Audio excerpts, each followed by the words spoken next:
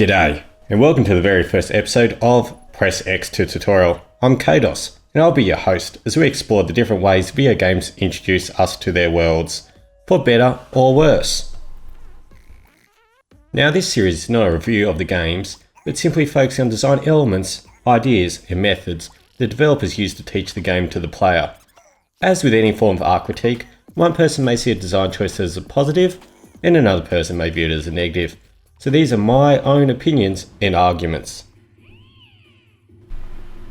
Anyway, with the introduction over, let's get into it.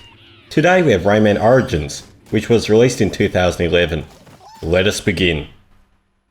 First up, we have an intro video, quite void of any voice acting. However, it introduces us to Rayman and his friends, the protagonists of the story, as well as Bubble Dreamer. We also see the antagonists, various enemies, and the Dark Toons. I enjoy how this is light-hearted, a bit silly, and conveys the entire early plot into a short but sweet cutscene. Obviously, since it's not a story-heavy game, this allows the player to enter the meat of the game, the gameplay itself.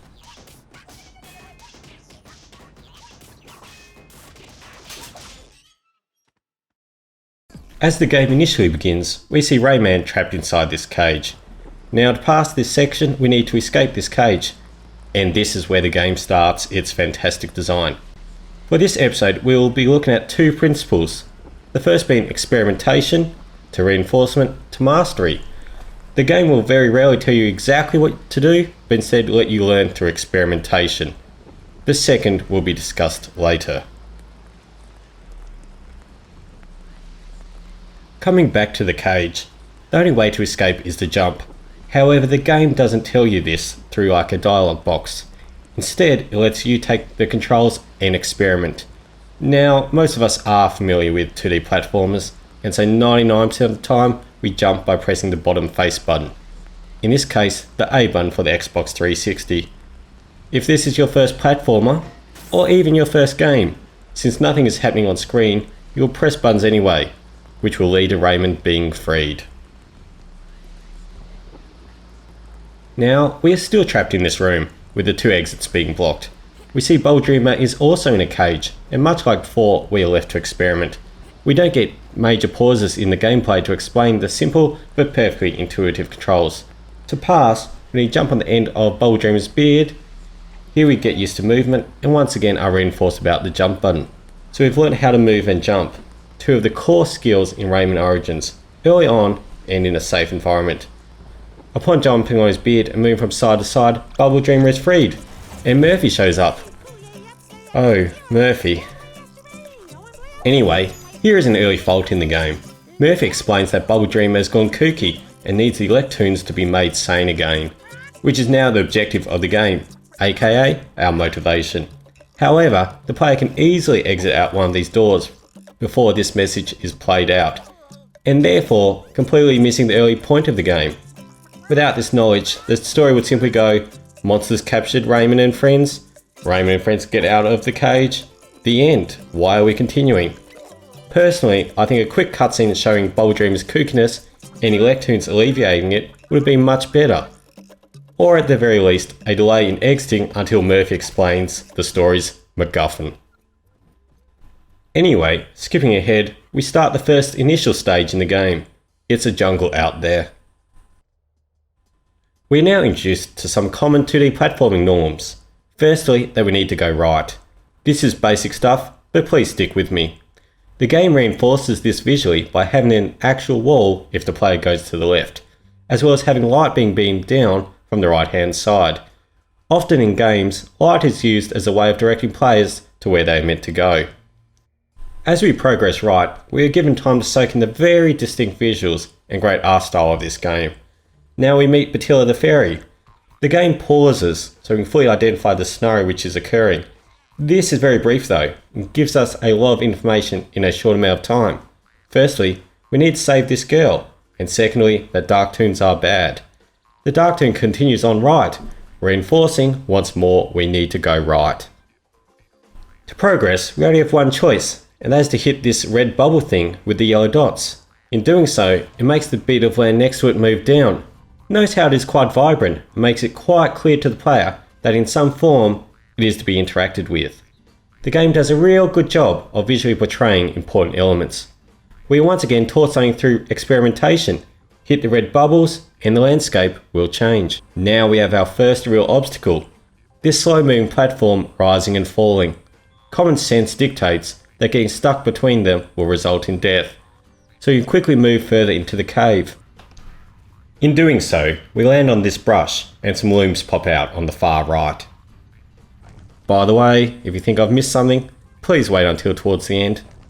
We now see this dangling vine thing, which looks quite similar to Bubble Dreamer's beard, and that's because it acts the same way. Reinforcement through familiarity. As we swing across, we're now at the point where the looms that appeared earlier are. Often platformers use some kind of collectible as a way to show players how to navigate certain stages safely or correctly, kind of similar to utilising the light earlier in the stage. We may not be fully familiar with movement yet, so it's taught in a safe environment with the water below. Moving on, we have a situation with the gap closing like before, however this time is a little bit wider. We're now starting to take the baby steps through reinforcement, which will ultimately lead to mastery. Of course it isn't that much of a problem at the moment. The brush we passed through earlier just after landing has triggered this heart bubble to appear, which is perfect, as we now come across our first enemy, or set of enemies rather. Landing on this platform, we trigger a set of looms to appear. The looms once more guide us, indicating that we jump on the Cyclops' head, and then the two that follow later. The first one is asleep, so we should have little difficulty in landing on it. However, doing so awakens the other two, and makes them slightly more challenging, giving our first real jumping test. However, keep in mind we would have collected the heart earlier, and are therefore given a second chance if our experimentation fails. Notice, if we are too slow however, the looms fly up too high and are unreachable. Here the game is teaching the player the recommended speed in which they should conquer obstacles. This speed being set will eventually be ingrained into the player for how they will approach future obstacles. Naturally, if you're a new player, you're not punished, but at least sets a subconscious bar on how well you are performing. Once again, we see these red bubble things with yellow dots, and we know they affect the environment, this time causing a geyser to appear, and we continue with some basic platforming. This bit is fairly easy, and allows us to have time to process everything which has occurred so far. A good game will have changes in pacing elements like this. Next, we are drawn to this larger Loom King, visually due to the size, shape, as well as mechanically, as we are most likely to land on the same platform after jumping from the geyser. Collecting these Loom Kings triggers a sensory spike with the looms turning red, dancing and singing. These looms are now worth double. Talk about positive reinforcement to collect them all quickly before they turn back to normal. This is referred to as micro flow.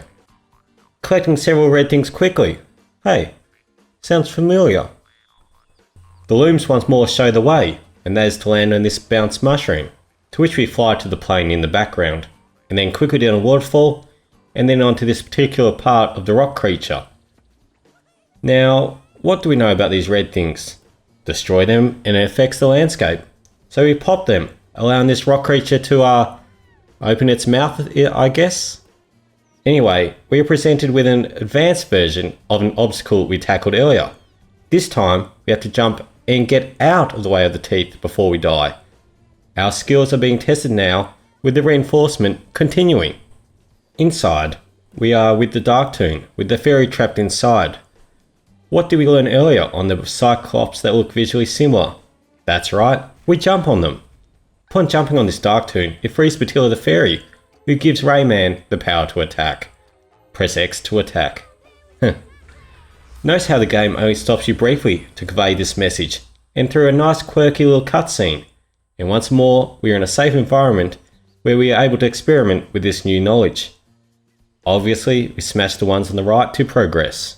So we smash this dodgy looking wooden barrier with our newfound power and bounce onto another mushroom, seeing us back into the foreground plane. Here we are presented with two more wooden barriers and a living stone, which is the new enemy. Or rather an old enemy, more on that later. We can also visually see him torturing a poor loom, once more visually reinforcing them as an enemy. So what have we recently learnt? Punch the wooden barriers. And we then continue punching and therefore defeating the living stone. Now we know we can punch enemies, as well as jump on their heads to vanquish them.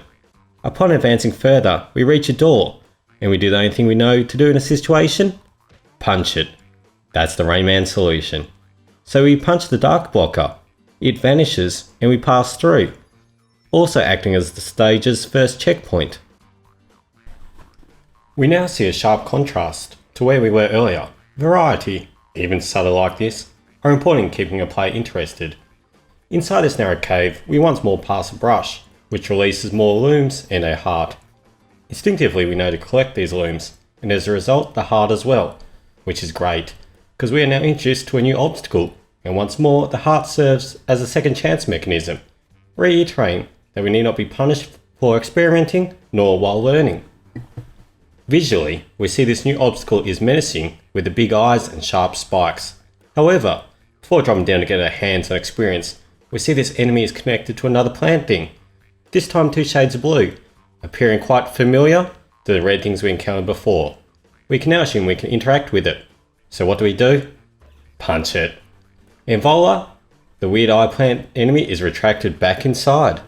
This now means we understand that colour may play a vital role in what we expect when we encounter similar things in the future. So we advance further and once more collect more looms. And oh look, it's another living stone on top of a plant platform, which is connected to, yep, you guessed it, a differently coloured plant. This time is coming from the roof, so we now learn we can jump and punch. The plant retracts and the living stone falls and becomes a bubble. This is where you get a firmer idea that you may be able to jump onto the bubbles, and in doing so you can cross the gap. Of course, if you're not quite up to speed yet, you're not punished. You simply need to take a small swim across. Now look, we see that there's a platform above. However, it is obviously too high to reach, since we are fairly familiar with Rayman's jumping capabilities by now. However, once again, the looms show us the way.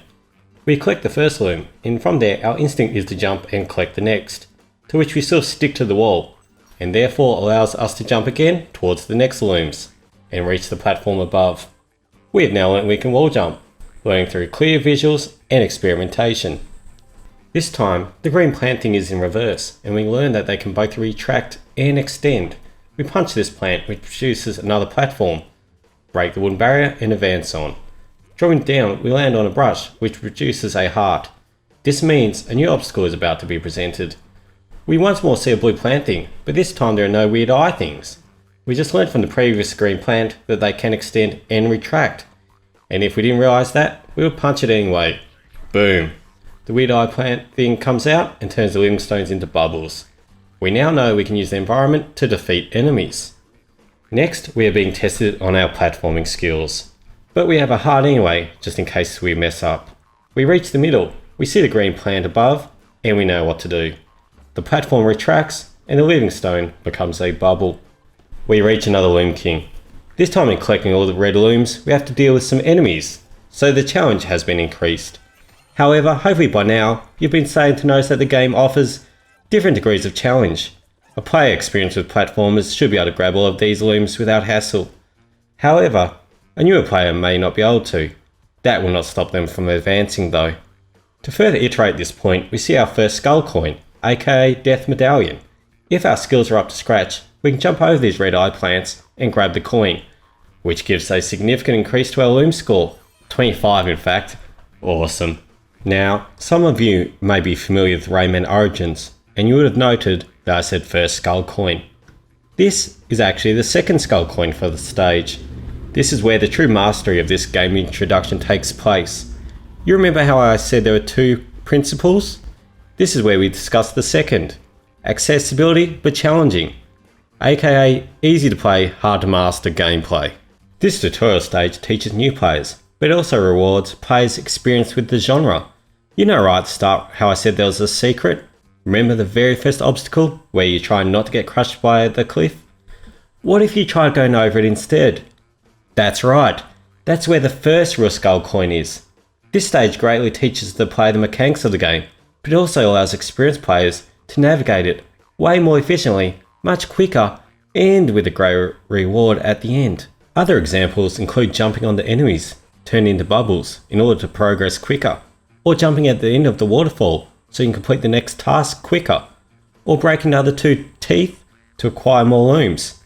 Better players will achieve a much more satisfying sense of flow, but newer players are not punished. That is truly incredible. Rayman Origins offers different levels of challenge, which in turn provides a much richer experience for a much wider range of player skills. In short, it's a great game for new players, as well as for veterans. So anyway, let's continue to the end. Punch the dark blocker and onto the final screen. Here we are presented with 2 Cyclops. However, this time things are a bit different. There is like a strange aura connecting them to the cage up above, the one that contains the electoons that need saving. Since the ceiling is so low, we can't jump on these guys, so we have to punch them. Naturally, our instinct is to keep punching, since there are 2 enemies. In doing so, we have now learnt 2 things. 1, that bubbles can be popped, and secondly, that enemies can be hit into each other.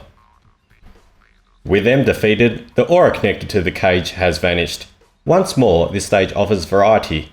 In this section, we must destroy all the enemies. And so we continue along, defeating a living stone and another Cyclop. We reach the upper portion of the stage. Now remember that guy shooting those bullets before? Well, since we were slowed down previously with the Cyclops and the living stone, we were able to take in his attack pattern. We also learned that enemies can also affect the environment. We are now given another test, combining platforming and timing. We jump across, and once more with us landing on the hunter, and therefore defeating the last enemy. The music changes to a much more cheerful one, confirming that we have been successful, and all that is left to do is free the electoons. Visually, we see some padlocks on the cage, so what do? Punch it! We have now freed the electoons. A medallion appears on screen, and we learn that freeing these electoons grants us 1 electoon token to fill in a slot. Now, a really important part here is that the stage feels very satisfactory when finished. All the excitement creates a great leap in our dopamine levels and gives us a good sense of achievement. In the results screen, we now see what these looms contribute to, with 50 and 100 respectively filling up another slot on the medallion. The more looms we collect, the more excited the magician gets. Easy there, Tiger. Which gives us, the player, a better sense of achievement. This is known as measurable achievement. 150 gets us this Looms medal, the highest result, and the party really breaks out. There is one final important thing to mention, and that's the head cutout thing. It is actually a homage to an early Rayman game, and there are a lot of enemies, such as the living stones, and other elements from previous titles. This really rewards previous Rayman fans, while at the same time not detracting from new players, who I have a feeling there would be a lot more of, considering the original was released like nearly 2 decades ago. In this way, Rayman Origins has done a great job of keeping its self-identity, especially where a lot of modern iterations of game mascots struggle, and rewarding those who invested their time and love into the franchise. And with that, the first stage is complete, and with it, the very first episode of Press X to Tutorial. Thank you for watching. Hey guys, thanks a lot for watching this video all the way to the end. I hope you found it both interesting and educational. It was actually quite a lot of hard work. I'd really appreciate if you left some feedback. If you did enjoy it, please give it a like and subscribe to see future content. Speaking of, the next episode will be on Borderlands 2. May you continue finding the magic in video games. See ya!